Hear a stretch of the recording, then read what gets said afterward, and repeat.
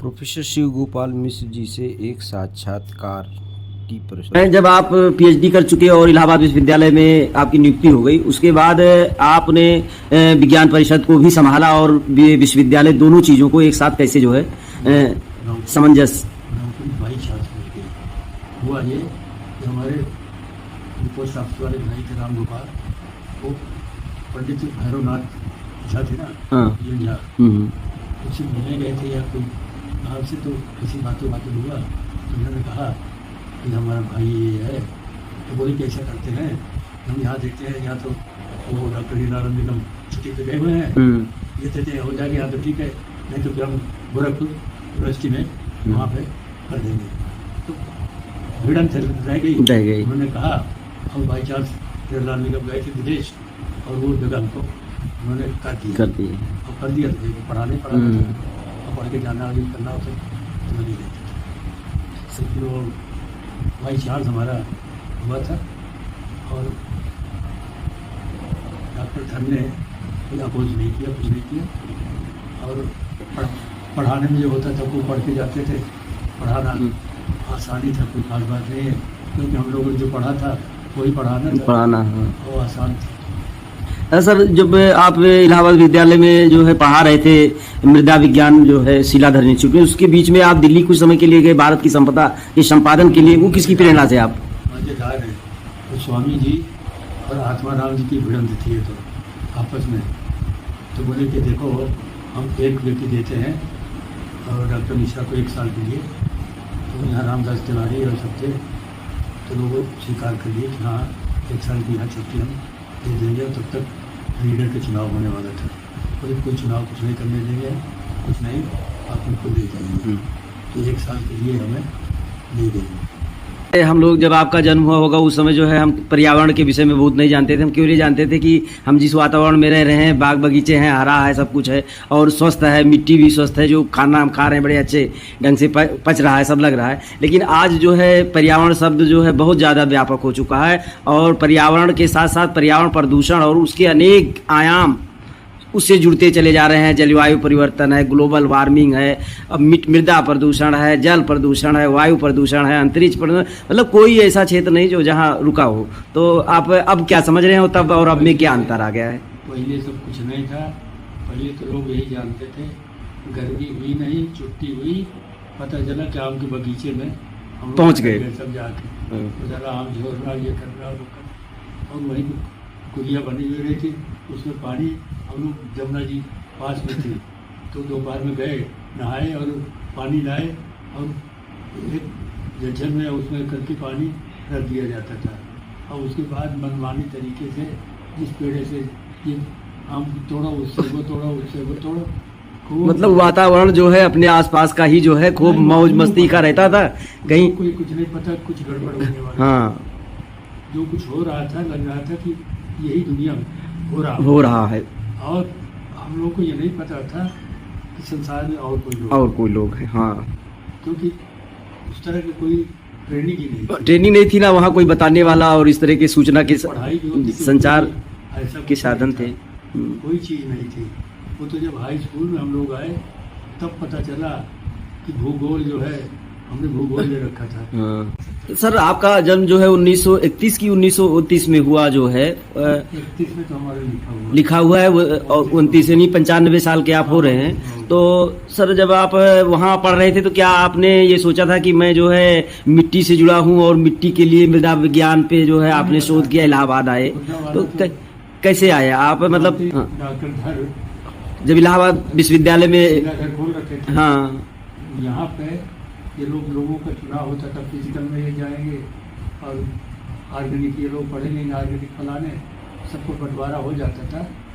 तो 10 लड़कों को वो जो है शिलाधर के लिए चुनते थे कि भाई तुम जो है वहाँ पढ़ोगे, तुम वहाँ पढ़ोगे। तो हम लोग तो ज़बरदस्ती वहाँ पे भेजे गए और वहाँ पे क्या हुआ, तो उनके भांजे एसपी मित्रा थे, वो पढ़ाते थे, तो पहले से क्लास तैयार रखते थे और लोग जिस तरह से पढ़े हम लोग जानते हैं। सर, आपके गुरु जो है नील रत्नधर कलकत्ता से पढ़ के आए थे, हाँ, और कलकत्ता में वो जो है अपनी मतलब जो है किससे शिक्षा प्राप्त किया था उन्होंने? विदेश से पढ़ के आए। अच्छा, विदेश से पढ़ा था उन्होंने। और कलकत्ता में जो है उनके गुरु डॉक्टर पीसी रे जो रसायन विज्ञानी थे उनके गुरु थे, और आप के मतलब जो है वो गुरु रहे हैं। बाद में हुए। हम्म, तो इन्होंने शीला दत्त जो है अपनी वाइफ के नाम पर रिसर्च स्कॉलर थी के साथ, उसकी डेथ हो गई। ये पीसी रे पीसी। परिवार था बंगाल का, उससे संबंधित थे। तो इन्होंने ये जो लैब जिनकी थी उसको शीला के नाम से कर दिया, शीला दत्त इंस्टीट्यूट। और उस समय बोलबाला था यूनिवर्सिटी में चाहे जो करा ले, उन्होंने करा दिया। तो वो 10 लड़कों को जो फिजिकली नार्गनिक उसके नहीं हो पाते थे, उनको कहते थे आपको शीलागढ़ में ये जगह जा रही है। अब वो बड़ी आफत है। अब हम लोग तो पढ़े बड़े थे नहीं, किसी तरह से 1 साल में सॉइल साइंस का कोर्स जो है पूरा करते थे। हम उसके बाद अब लाइफ थी। अब देखो जब हम लोग रिजल्ट हुआ, फाइनल का इम्तहान हुआ, तो डॉक्टर आर डी तिवारी इम्तहान लेने गए थे। और जब इम्तहान हो गया तो बोले पंडित, तुमको पंडित बोले, अच्छा पंडित तुमको यू हैव प्राप्त, तुमको जो है कल से रिसर्च करने आना है। अच्छा, ये व्यवस्था थी पहले की।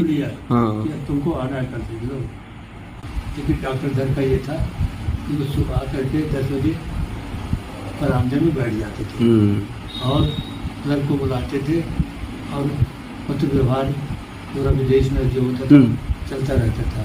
और तभी जो लड़के जो आते थे पूछते थे, अच्छा बाबा यू आर लेट, बाबा फलाना होकर के। अब वो डर के मारे लोग बाबू ने कमरे में घुस के काम करने लगते थे। बड़ा अच्छा था। और जब वो शीला जिनकी पत्नी थी हमसे बोले, देखो आरपी मिश्रा हुए थे वाइस चांसलर, तो गए। गुरुकुलों की पेड़ों की छांव से लेकर स्कूलों के बंद कमरों तक भारतीय शिक्षा प्रणाली, भारत की परंपरागत शिक्षा प्रणाली तथा शिक्षण संस्थाओं के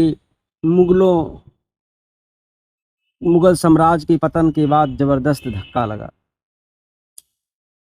आजकल बच्चों के जन्म के साथ ही माता पिता उनकी भावी शिक्षा की व्यवस्था करना शुरू कर देते हैं, लेकिन क्या आप जानने का प्रयास करते हैं कि जिस औपचारिक शिक्षा को प्राप्त करना आज जीवन निर्वाह के लिए अनिवार्य अंग बन गए हैं, उसकी शुरुआत कैसे हुई? प्राचीन और मध्यकालीन भारत में गुरुकुल शिक्षा प्रणाली मौजूद थी। इस प्रणाली में छात्र एक ही घर में शिक्षक या गुरु के साथ रहते थे। हालांकि उस समय भी नालंदा विश्वविद्यालय जैसे कई वैश्विक विश्वविद्यालयों के लिए भारत एक प्रतिष्ठित स्थान था। बीच में एक मजबूत बंधन निर्मित किया। गुरुकुल शिक्षा प्रणाली ने न केवल शिक्षक और छात्र के बीच एक मजबूत बंधन निर्मित किया, बल्कि छात्र के घर चलाने के बारे में सिखाया जाता था। गुरु ने शिष्य को संस्कृत से लेकर पवित्र शास्त्रों और शस्त्रों तथा गणित से लेकर तत्व मीमांसा तक वो सब कुछ सिखाया जो एक बच्चा सीखना चाहता था। अंग्रेजों ने भारत में आधुनिक शिक्षा प्रणाली की स्थापना की। उन्होंने देश में शिक्षा की पुरानी प्रणालियों को अंग्रेजी गाँव में एक मॉनिटर हुआ करते थे स्कूल के। तो एक भक्ता करके था, वो बड़ा सा जैसे सुदामा का नहीं था, पीछे लंबा चौड़ा। वो हमको पकड़े गांव में पीछे गड्ढे में, और पकड़ के अम्मा के पास लाया, बोले कि ये है, खूब पिटाई हुई। तब उसके बाद हमें याद है कि हम एक दिन स्कूल जाना बंद नहीं किए, और हमारा वहाँ पे हो गया। और गांव से करीब 6 किलोमीटर पड़ता था स्कूल, जहाँ पढ़ने जाना होता था। तो क्या था, हम लोग रोटी बांध के ले जाते थे, दोपहर में खाना होता था। तो मास्टर लोग बहुत अच्छी पढ़ाई करते थे। हम लोग को याद है कि टाट होता था ना बिछाने के लिए, जूट का आता था जो रहता था। और मास्टर जो है एक बोर्ड होता था, और मास्टर जो है वो बढ़िया पहले से तैयार रखता था, समझते हो ना? देत जो वो एक यहाँ पे उसको बोलते थे देत। अरे ये पानी नहीं होती, इसको क्या बोलते हैं? उल्लू, बेहा जो है, बेहा जिसको बोलते हैं। बेहा से आते ही जो मॉनिटर होता था वो काट के हाँ ढेर सारे रखते था, इसकी पिटाई कैसे होगी। जो पिटाई होती थी बहुत, तो बेचारे करते करते क्योंकि समझे नहीं आया। अरे तुम, हमें याद है कि गांव का था, काफ़ी ज़्यादा उम्र की थी, नंदराल करके जो नाम था, तो उसको नहीं आता था, ज़्यादा उम्र का था। हाँ इतनी पिटाई करते थे पंडित जी, बोले अरे ससुर तुम जाके वहाँ जोतो करो, यहाँ पढ़ने आए हो, उठा के पटक दे जोर से। लेकिन आजकल तो सब माहौल बदल गया है। अब तो किसी को मार दीजिए तो मानवाधिकार में उसमें सब बड़ा जो है। देख रहे हो ना, हाँ तब ये था, उतने गोजे रखे रहते थे, रोज टूटते थे और सब होता था। लेकिन दो चीज़ होती थी, एक प्रेयर होती थी, हाँ नहीं सब, और फिर एक सारे जहाँ से हिंदुस्तान वो भी होता था, और एक आनंद आता है और ज्ञान हमको दीजिए, ये होता था, और चलते हुए वेद प्रार्थना होती थी। इतना बढ़िया माहौल होता था, और मास्टर लोग जो थे गांव वाले हम लोग के साथ, हम लोग उन्हीं के साथ लौटते थे, तो वो बेचारे कुछ ना कुछ बताते हुए चलते रहते थे। तो ये होता था कि पता नहीं चलता था कि हम लोग घर पहुंच गए। और घर के बीच में हमारे गांव में हमारे चाचा जो है उसकी शादी नहीं हुई थी, वो गांव से लीडर भी बने, प्रोफेसर भी बने, डॉक्टर धर्म लिख किया। तब समझ में आया हाई स्कूल में आने के बाद कि दुनिया में और जगह है, और जगह तो हो रहा है, और काम हो रहा है, और मास्टरों ने ठीक से पढ़ाया। एक हमारे यहाँ वो थे मौलवी साहब, हाँ मौलवी नहीं बोलते थे, क्या बोलते थे, वो बोलते थे शेरवानी जो है, शेरवानी हाँ वो बोलते थे। हाँ तो वो जो है वो एक तरह से अच्छी शिक्षा देते थे, हाँ उनको ज्ञान था तो वो कुछ बताते थे।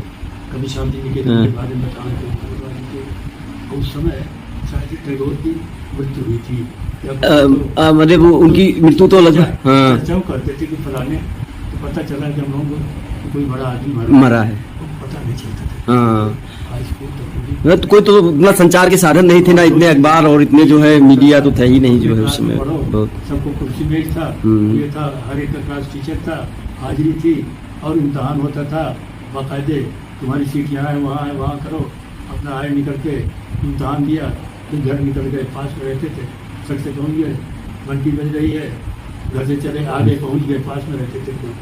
और टाउन हॉल जो होता था उसमें बगीचा था बड़ा बढ़िया, हमारे घर के सामने बगीचा पड़ता था, एक दीवार बांध के हम लोग ये नींबू नारंगी ये सब तोड़ना, ये सब लगे रहता था। और एक तालाब था बहुत सा बड़ा, उसके उस पार वो जो सही से घोड़ा वोड़ा जो हाँ एक का करते थे, हाँ तो अपना उस्ताद सब उसी में तालाब में नहलाते और वो करके रह गए। लेकिन गाय पड़ता था, दो चीज होती थी मन में कि कभी नहीं होता था कि वो नीचे जाती है या कुछ जाती है।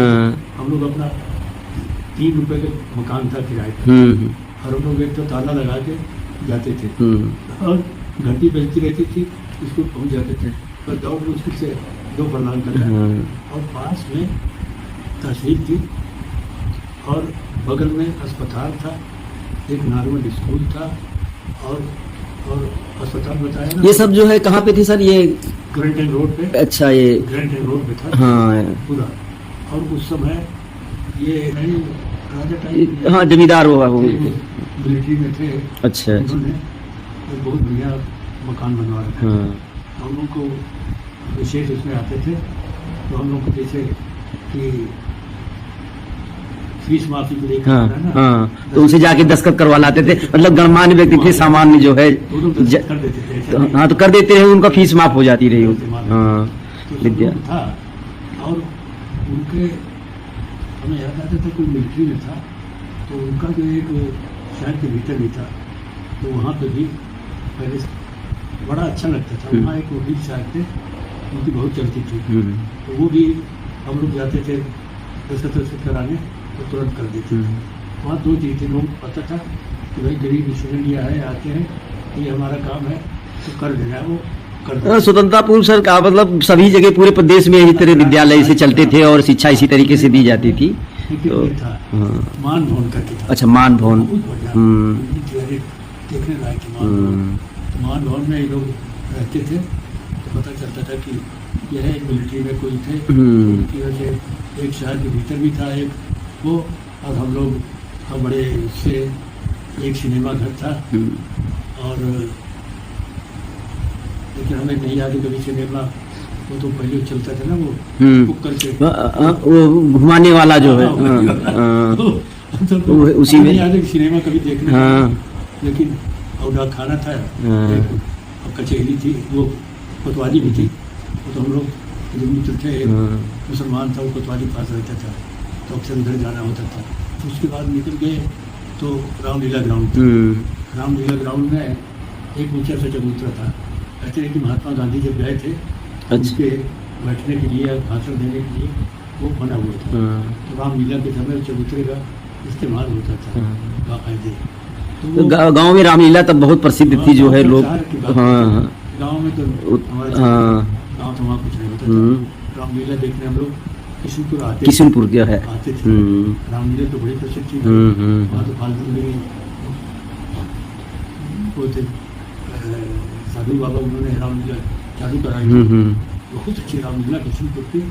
वो अलग अलग जगहों पे, यहाँ पे सीता हरण, यहाँ पे ये रावण वध, यहाँ पे फलाना, अलग अलग जगहों पे वो होता था। और हमें याद है कि ये जनक वाटिका, वो यहाँ पे ब्याह हुआ होता था, वो दूसरी जगह होता था, तो वो तो हम लोगों को पता था। लोग बात गांव से देखने आते थे, तमाम लोग रामलीला चलो देखते, बहुत अच्छी रामलीला होती थी, इतना अच्छा पाठ इन लोगों को याद कराया जाता था। संवाद जो है, बात जो है आप सोच नहीं सकते। सर राधे श्याम रामायण पर ही उनकी संवाद लगभग लेकिन रामलीला किशनपुर की मशहूर थी बहुत, और उसके बाद दशहरे में वहाँ होती थी, उसके बाद यही जो सब मेला होता था उठ के खागा में चला आता था। यहाँ पे खागा में वही मेला लगता था, और वहाँ जहाँ पे दरियासी फरियासी की बात जो होती है तो हम लोग जाते हैं, तो तब वहाँ पहुँच जाता था। सर एक चीज़ और बता, सीनियर मोस्ट पीपल, ये उन्होंने बस भेज दिया और हम अपना हो गए काम, कोई बोल नहीं सकता। तो हमारा तो एक तरह से देखिए दो फायदा था, हमारे लचीलापन या जो भी स्थिति हमको लाभ ये मिला, हमको कोई कुछ नहीं करना पड़ा, हम बताते तो हम रीडर हुए, प्रोफेसर हुए, डायरेक्टर हुए, और बड़े आराम से। अब वो जो मुसलमान वाइस चांसलर आया था वो हमको खूब चाहता था, हमने उसका लेक्चर करवाया वहाँ, और इतने लेक्चर के लिए पैसा दिया, तमाम पूरे जितने सॉइल साइंटिस्ट थे सबके लेक्चर करवाए कि हमारे स्टूडेंट्स जाने कि भाई और भी जो है क्या हो रहा है, तो चीज़ है तो करने सब हो सकता है। और हमारी माँ तो चाहती थी सब बच्चे पढ़ें, और उन्होंने सबसे पहले लड़के को जिसको शिक्षा दी उसको स्कूल भेजने और हाई स्कूल तक कराने में उनको अपना कंठा उंठा जानते हैं ना, सब जितना गहना था वो पहले गिरवी रखा जाता था, वो किशनपुर में वो रख दिया, और वो भैया पढ़ के आए, तब तक ये हुआ कि वो सब डूब गया।